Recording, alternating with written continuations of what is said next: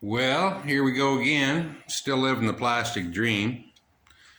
And I've got the bumper ready to go on. And I just blew in some black on the back side of it, so that way you won't be able to see anything when you open the hood. And I put these 4 bolts in, 2 in the outside corners and 2 dead center. And if you notice, these bolts are not square to the line of the bumper, and that's just because you've got to push it straight in. So what I did is I made a high dollar template.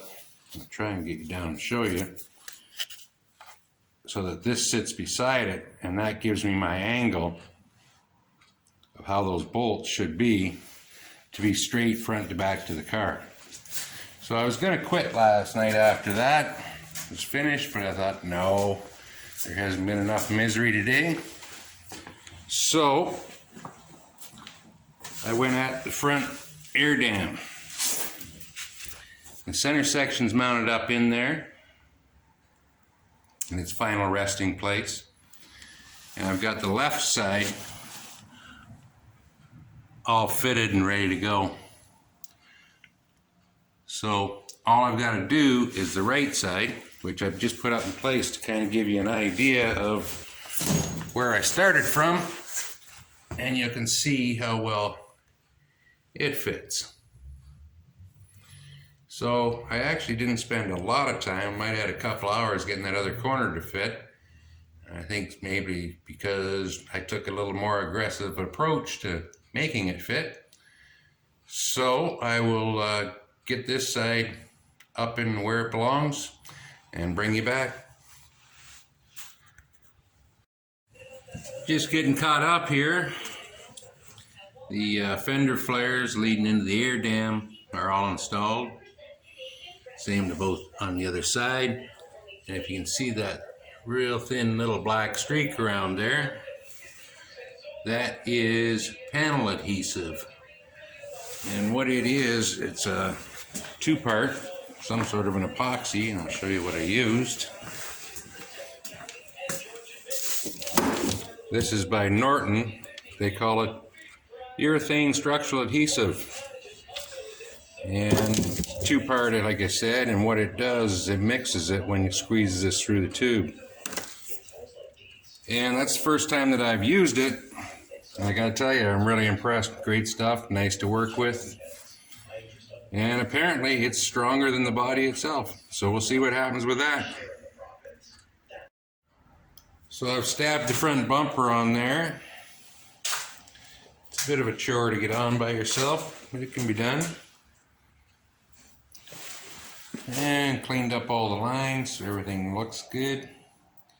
And just masking things up. I'm going to blow this front end in, probably up into this area somewhere like that, and block it all down, including the bumper. So I'll continue masking, give her a squirt, and that'll be about it for today. And we'll block it out tomorrow and show you what it looks like. Well, a slight change of plan.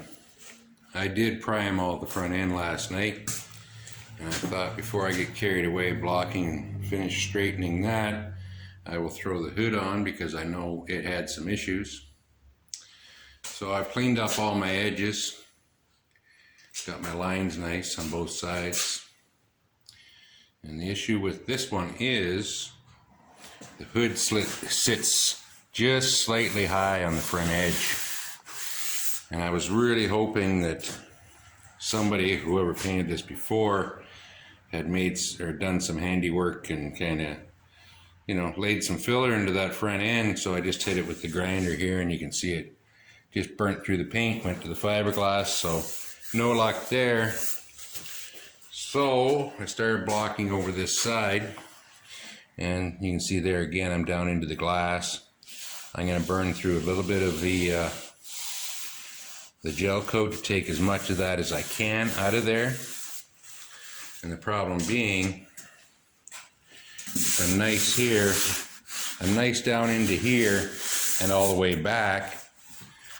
And the way these things are made, you'll see the hinges up there. Well, kind of, sort of.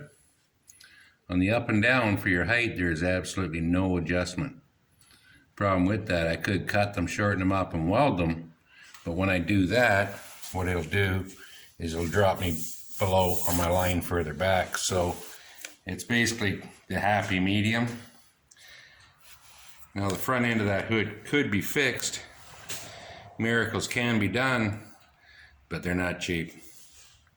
Anyway, just a whole bunch more sanding in my future. So I will get back at it, get all that block straightened out. Nothing that's real entertaining to see, so thanks for watching, and I'll catch you later.